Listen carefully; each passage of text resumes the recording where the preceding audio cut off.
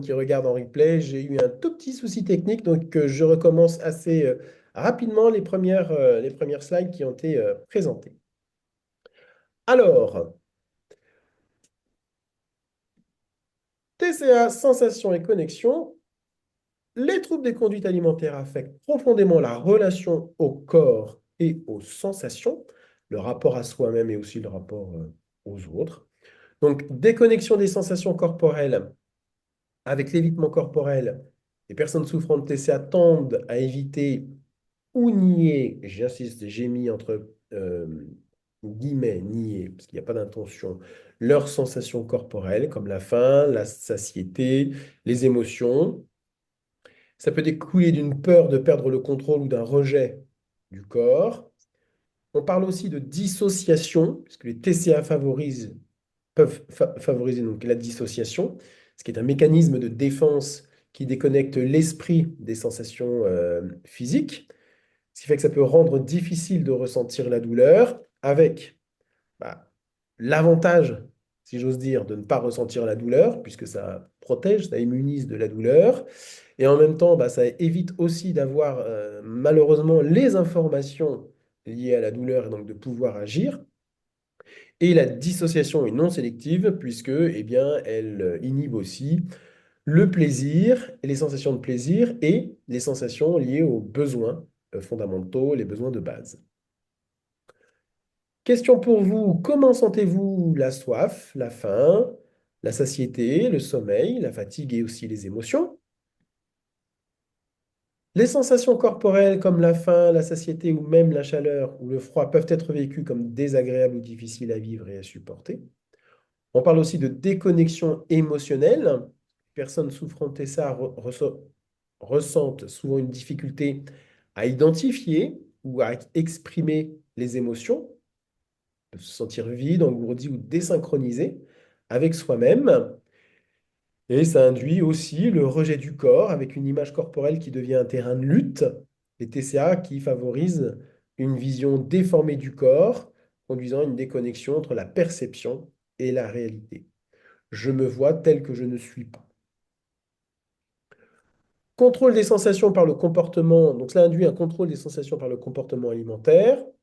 Alors, pourquoi les TCA déconnectent de soi? Ça peut être un mécanisme de défense, parce que les TCA agissent comme des réponses face à des douleurs émotionnelles, peut-être des traumatismes ou peut-être des angoisses. Pour y faire face, eh bien, la personne coupe souvent le lien avec ses ressentis, ses besoins profonds, là encore, hein, pour éviter d'avoir mal et de souffrir. Une anesthésie des émotions. La restriction, les crises alimentaires ou les vomissements servent à éviter les émotions ou apaiser temporairement l'émotion, en tout cas l'agitation sensorielle des émotions. Et là, par la fragmentation intérieure, avec une partie de la personne qui lutte pour reprendre le contrôle par le comportement alimentaire, tandis que une autre partie est en souffrance, créant donc une déconnexion interne. On a parlé souvent de l'insula et des TCA. Alors, l'insula est une région du cerveau située dans le cortex cérébral. Ça joue un rôle clé dans les troubles des conduites alimentaires. Cette structure est impliquée dans l'intégration des informations sensorielles, émotionnelles et interoceptives, donc c'est les ressentis internes, ce qui en fait une région cruciale pour la perception de soi, perception des émotions et des sensations corporelles. Les fonctions de l'insula, eh bien, il a plusieurs fonctions importantes. Perception interoceptive. Donc l'insula traite les signaux internes du corps, comme la faim, la satiété, la douleur et les émotions viscérales.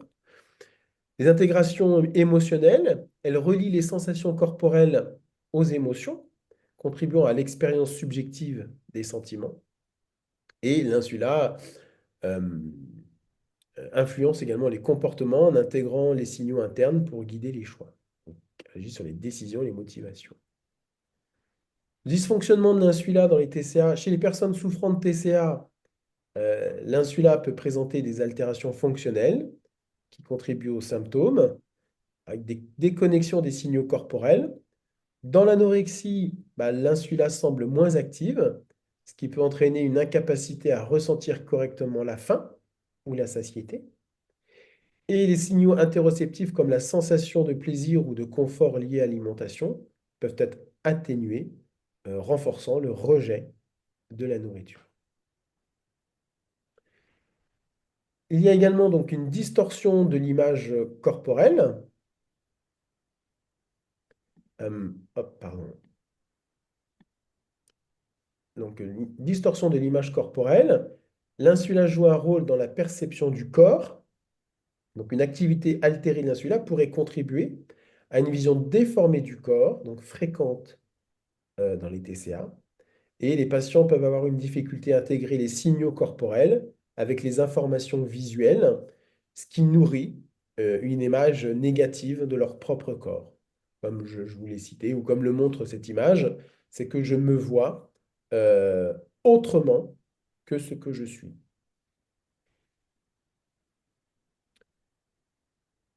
Les troubles de l'insula peuvent perturber la capacité à relier les émotions aux sensations corporelles. Donc on revient sur la déconnexion. Cela peut expliquer pourquoi certaines personnes utilisent la nourriture ou son absence pour gérer des émotions qu'elles ne comprennent pas bien. Et une hyperactivité de l'insula peut rendre les sensations internes comme la satiété ou le stress envahissantes, ce qui peut déclencher des comportements alimentaires compulsifs ou restrictifs. C'est là où on voit que l'insula a un rôle important euh, dans les TCA. Et des études d'imagerie cérébrale ont mis en évidence une diminution de l'activité de l'insula dans l'anorexie, liée à une faible sensibilité aux signaux de faim et de satiété, une hyperactivation de l'insula dans la boulimie ou les troubles d'hyperphagie, pouvant rendre les sensations internes inconfortables ou difficiles à réguler. Alors, le rôle des sensations dans le processus de guérison. Donc, comment retrouver, retrouver la connexion à soi? Quels sont les enjeux? Se reconnecter à soi-même est essentiel dans le processus de guérison des TCA. Et il s'agit aussi de comprendre que cela demande du temps, euh, qu'il s'agit d'y aller pas à pas. Donc, il s'agit d'apprendre ou réapprendre à connaître ou reconnaître ses émotions, identifier ce qui se cache derrière les comportements alimentaires, quelles émotions peuvent être présentes. Donc, euh, c'est là où euh, tout ce qui tourne autour de la psychoéducation, autour des émotions, est importante, puisque si je comprends quelle émotion est présente dans telle ou telle situation, je pourrais y répondre autrement, autrement que par le trouble, que par les différentes conduites. Donc, allons voir ce qu'il y a derrière ben, l'émotion de la peur, la colère, le dégoût, la joie ou la tristesse. Quel est le message? Comment je le sens? Comment je réussis à sentir l'émotion qui est présente? Et ensuite, comment on va penser dessus pour pouvoir euh, répondre autrement. Ensuite, on va travailler sur la réhabilitation de la confiance en son corps, apprendre à écouter et respecter les signaux corporels de faim, de satiété et de fatigue. Au fond, bah, mon corps envoie un message. Puisqu'il m'envoie un message, bah, il est bon d'y répondre. Au fond, tiens, je me sens fatigué. Bah, qu'est-ce que je peux faire pour répondre à ce besoin plutôt que bah, d'éviter de le ressentir et s'épuiser davantage. On va travailler sur le rétablissement de l'alignement intérieur, c'est-à-dire trouver un équilibre entre les pensées, les émotions et le corps pour ne plus vivre dans le rejet ou la lutte constante. Je reviens sur ce que je vous ai dit, c'est qu'est-ce que mon corps est en train de me dire, quel est le message, comment je le sens. Pour pouvoir comprendre, je vais passer par le canal sensoriel. Et donc ce réalignement-là va nous permettre de se réaligner à nous-mêmes et pouvoir y apporter des réponses adaptées. Alors, quelques outils pour se reconnecter à soi-même, les thérapies intégratives qui combinent les approches émotionnelles, cognitives et corporelles. Alors, la psychothérapie, la sophrologie, les thérapies somatiques pour une reconnexion globale. La pratique de la pleine conscience permet également d'observer les sensations et les émotions sans jugement et à renouer avec le moment présent. La pleine conscience, ça peut être tout simplement faire un dessin, faire du coloriage et être en lien avec ce qu'on fait. Les pratiques de pleine conscience, alors on parle souvent de la méditation, mais ce n'est pas le seul outil de pleine conscience. La pleine conscience, ça peut être caresser son chat, son animal favori, ou bien une peluche. Ça peut aussi être manger en pleine conscience, être en lien sensoriel avec ce qui se passe quand je suis en train de manger ou de boire. Ça peut être aussi quand je suis assis sur une chaise, prendre conscience de ce qui se passe là, ici, maintenant, dans mon corps. Ou bien être dans la pleine conscience en écoutant de la musique. Tiens, qu'est-ce que cette musique provoque en moi? Quelle sensation, peut-être même quelle émotion est activée?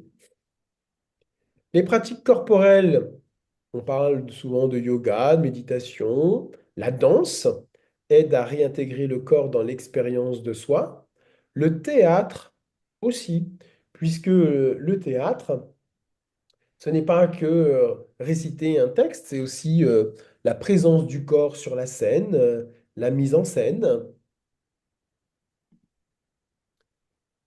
Donc la connexion à soi, c'est une clé pour une relation apaisée avec la nourriture, pardon. Se reconnecter à soi-même ne signifie pas uniquement guérir du TCA, mais aussi retrouver une relation plus harmonieuse avec son identité, soi-même, son corps, sa vie.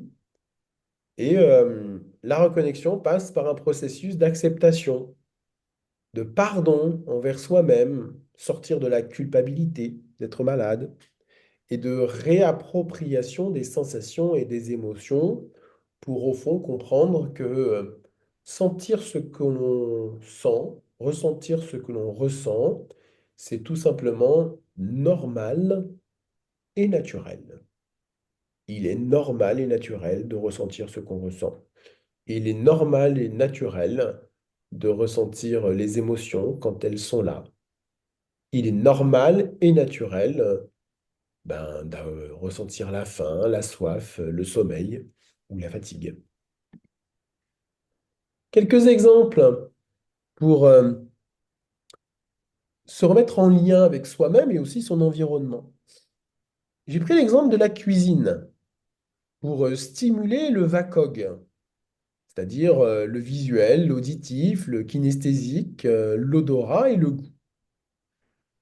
C'est samedi dernier, j'ai préparé euh, un poulet curry avec quelques courgettes. Et puis, on m'a demandé comment je faisais. Donc, je dis, venez voir, je vais vous montrer. Et c'est là où je me suis rendu compte que tout le VACOG était stimulé. Première étape, faire revenir les oignons. Alors, faire revenir les oignons dans une huile d'olive, là, qui chauffait, eh bien, il y avait ce pshhh, ce petit bruit-là des oignons qui caramélisaient tranquillement dans l'huile pour les faire revenir. Et puis, il se dégageait un parfum assez stimulant. Et dans la bouche, ça commençait déjà à saliver. Ensuite, j'y ai mélangé le poulet. Même chose, du sonore avec ce pshhh qui chatouillait les oreilles. Et puis, j'y ai mis les courgettes. Et puis, j'y ai mis du curry. J'y ai aussi mis de la tomate pelée, puisque bon, je mange pas de tomate crue, mais quand elle est cuite, ça passe très bien. Et puis, c'était très coloré. Et c'était très agréable de voir ce mélange de sons, de couleurs, de parfums, de goûts et les petits crépitements, si j'ose dire, les petits chatouillis qui commençaient à avoir là dans le ventre, puisque tous ces parfums-là venaient chatouiller les papilles. Et j'ai laissé le riz cuire. Et pendant que je laissais le riz cuire, eh bien, ça mijotait, et là encore, avec des petits bruits de bulles, ces couleurs vives et ces doux parfums.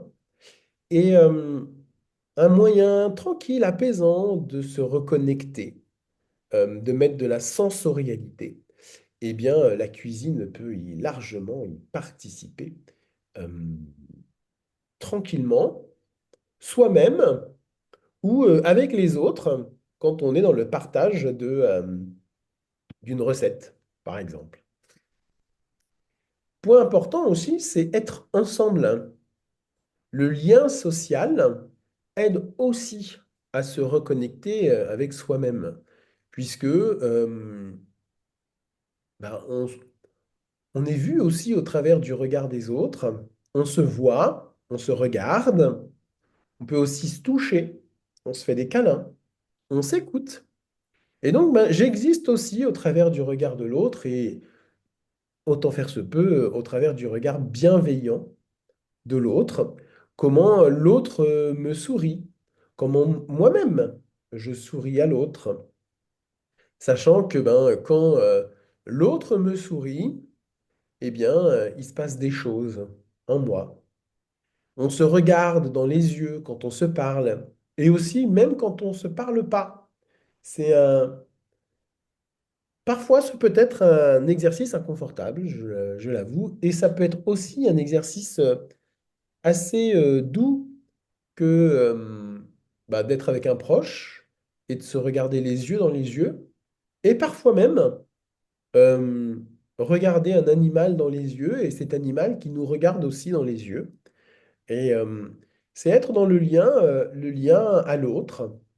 Et quand on est dans le lien à l'autre, on est aussi dans le lien à soi, puisque eh bien, je te vois, tu me vois, on se voit, on est ensemble. Et le contact est aussi un bon moyen de se reconnecter à soi. Le contact avec l'autre est un bon moyen de se reconnecter à soi, puisque l'autre voit en nous ce que parfois on ne voit pas de nous-mêmes. Et puis, ben, quand on a une perception de soi-même qui est altérée, ben, c'est chouette aussi d'avoir le regard objectif des personnes qui sont autour de nous, qui peuvent aussi nous rassurer. Je pense à Catherine qui est avec nous ce soir et comment le vêtement est un moyen aussi de se connecter ou se reconnecter avec soi-même, puisque au-delà de l'image, qui est importante, eh bien, il y a le choix des couleurs, il y a le choix des tissus bah, qui permet de stimuler bien des sensations euh, avec nous-mêmes. En conclusion, bien, les TCA sont une manifestation pardon, d'un éloignement de soi-même, souvent pour se protéger d'une douleur intérieure. Et retrouver la connexion à soi est un chemin vers la guérison qui demande de la patience, de la bienveillance et de l'exploration. Euh, j'ai, j'ai essayé de trouver une image du petit pousset, mais aucune ne me plaisait.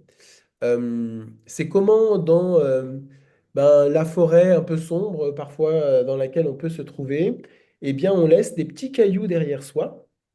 Et ces petits cailloux derrière soi, ben, c'est un moyen de retrouver le chemin à soi. Et ces petits cailloux, quand ils sont mis bout à bout, eh bien, ça peut être comme une sensation, comme une reconnexion qui nous permettent de retrouver un chemin de tranquillité, d'équilibre, de paix. Donc, c'est en se retrouvant avec soi-même qu'on peut redonner à son corps et à son esprit une place d'équilibre et de paix.